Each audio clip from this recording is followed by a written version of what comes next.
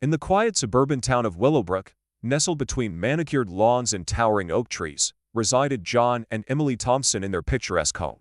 A successful real estate attorney, John was known for his sharp intellect and unwavering dedication to his career. His wife, Emily, was a celebrated local artist, admired for her vibrant paintings that captured the essence of Willowbrook's tranquil beauty. Together, they epitomized the quintessential American dream: a loving marriage, two well-adjusted children, and a life brimming with prosperity and contentment. John's days began at dawn, fueled by the aroma of freshly brewed coffee and the hum of morning news reports discussing the latest real estate market trends. He'd then hurriedly get ready, always mindful not to wake Emily, who preferred her mornings slow and serene. After dropping their children off at school, he'd rush to his office, only to return home in the early evenings, just as Emily's paintings began to illuminate their living room with a warm, golden glow. Their dinners were a symphony of shared stories and laughter, punctuated by the ticking clock that echoed the rhythm of their harmonious life. Weekends were spent on family outings or cozy nights in, engrossed in movies or board games, cherishing each other's company amidst the comforting familiarity of their home. Life seemed perfect, a tapestry woven with threads of love and shared dreams. But beneath the veneer of contentment lurked an unspoken uncertainty, a faint whisper of unease that John could neither ignore nor articulate. Little did he know, this tranquil existence was about to be shattered by a revelation that would test their marriage's very foundation. One fateful evening, as John returned from his customary post-dinner walk around the neighborhood, his phone buzzed with an incoming text message. The screen displayed an unknown number, and the cryptic content left him puzzled. Remember the past? It haunts. He dismissed it as nonsense, attributing it to a prank or some misguided attempt at poetic anonymous communication. The next morning, while meticulously sorting through old boxes in their attic for a charity sale, John's gloved hand brushed against a bundle of letters tied with a faded ribbon. Curiosity piqued, he untied the knot and began to flip through the yellowed pages. His heart skipped a beat as he recognized Emily's elegant handwriting in the unsent love letters addressed to her from a man named Mark, an old college acquaintance now living abroad. The letters spoke of shared dreams, whispered secrets, and longing that echoed the intensity of a youthful romance. Each page was a testament to a passionate connection buried deep within Emily's past, one she'd kept hidden from him throughout their marriage. The discovery sent a wave of disbelief crashing over John, leaving him frozen in place amidst the dust motes dancing in the slanted sunlight filtering through the attic window. Haunted by the revelation, John found himself unable to shake off the unease that had taken root in his gut. He couldn't ignore the nagging suspicion that there was more to these letters than just a rekindled friendship. As days passed, he began to observe Emily with newfound scrutiny, noting subtle changes in her behavior, late-night phone calls, hurried goodbyes, and an unusual preoccupation with her email correspondence. Driven by a mix of curiosity and mounting anxiety, John decided to investigate further. He started by tracing the origin of the anonymous text message, which led into a burner phone registered under a false name. The trail grew colder as he navigated through digital shadows, but the determined husband pressed on, fueled by an insatiable need for the truth. Simultaneously, John discovered that Mark, Emily's old college friend, was in town for a conference. Intrigued and suspicious, he decided to look him up online.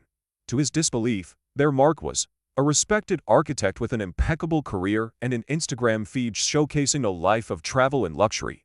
A photograph from a recent gala caught John's attention, revealing a man bearing an unmistakable resemblance to the lover in Emily's letters.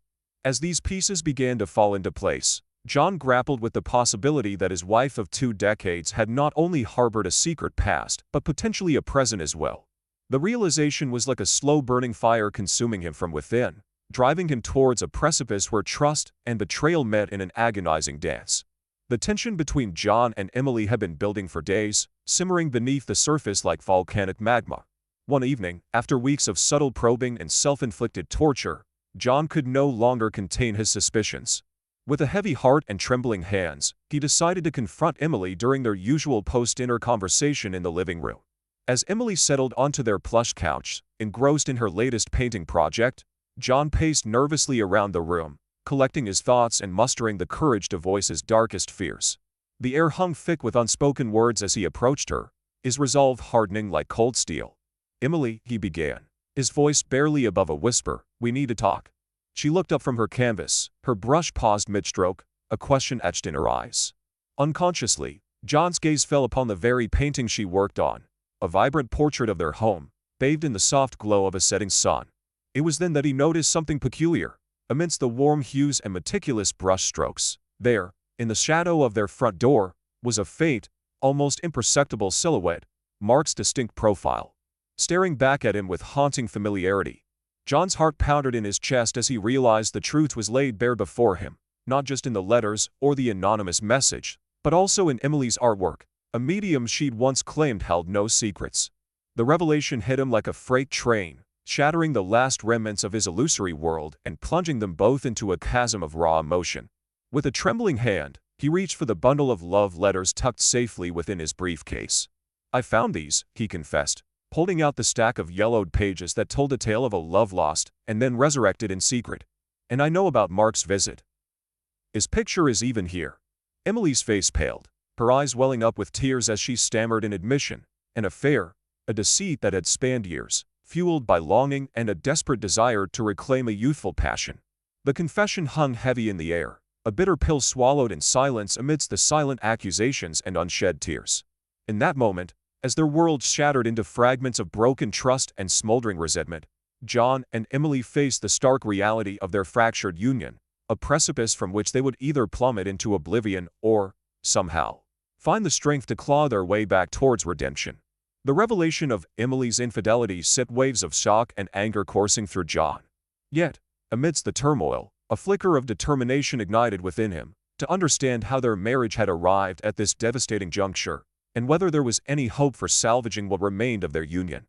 Days turned into weeks as John grappled with the emotional aftermath, oscillating between searing rage and a gnawing sense of responsibility.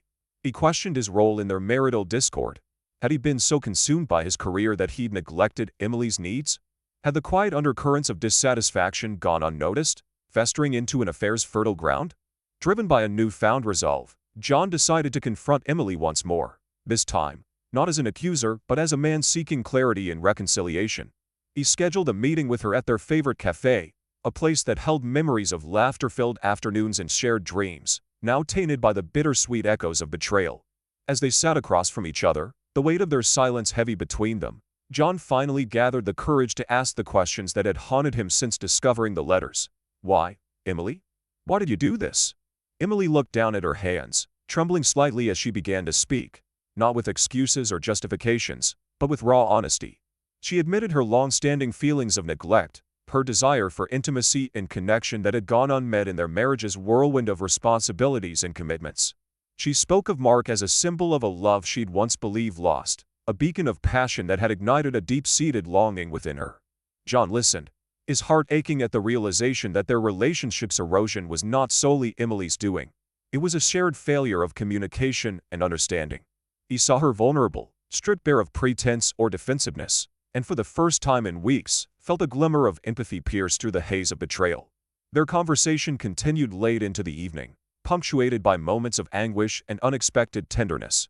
As they navigated the treacherous terrain of their fractured marriage, John began to comprehend that healing would require more than just confronting the truth of her infidelity.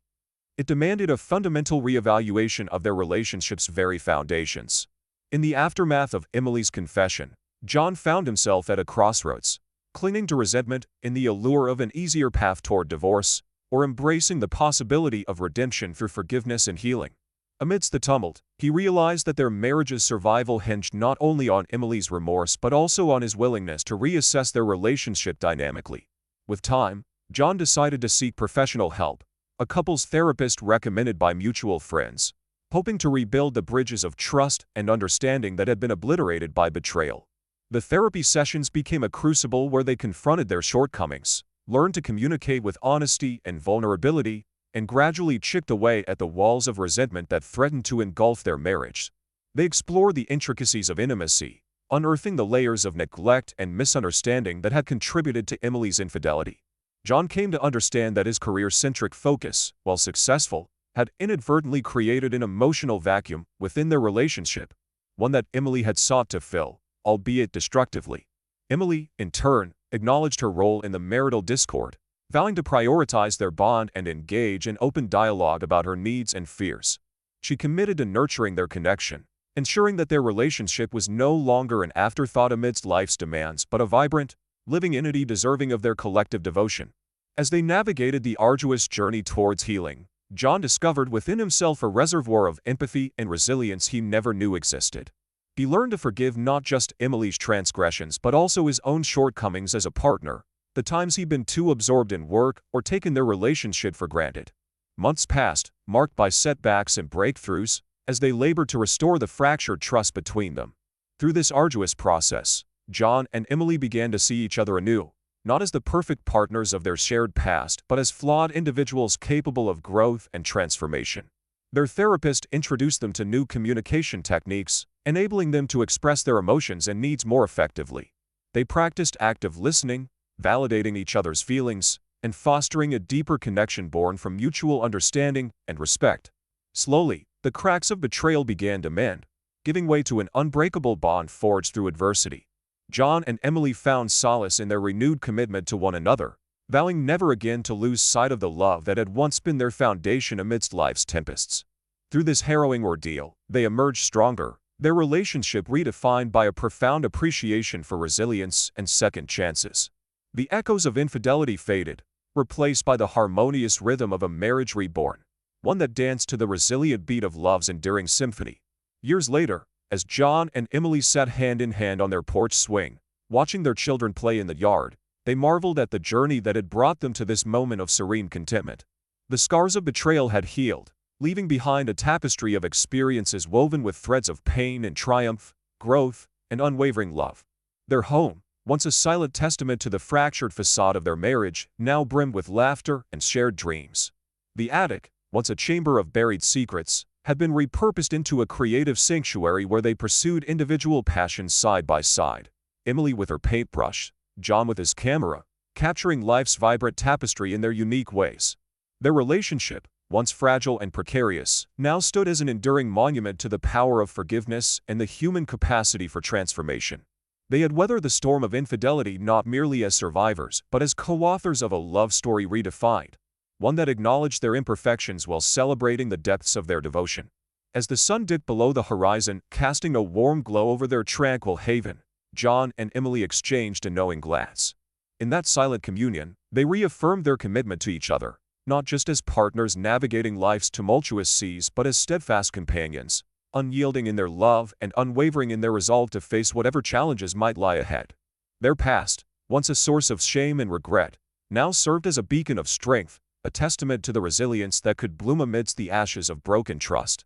And so, beneath the starkest sky, John and Emily embraced their enduring love story, woven with the rich hues of forgiveness, understanding, and an unbreakable bond that had withstood life's most formidable tempests. This brings us to the end of today's story. If you liked it, don't forget to subscribe to the sequel. I really appreciate your feedback, so let me know in the comments what you think. Were you interested? Thank you for listening.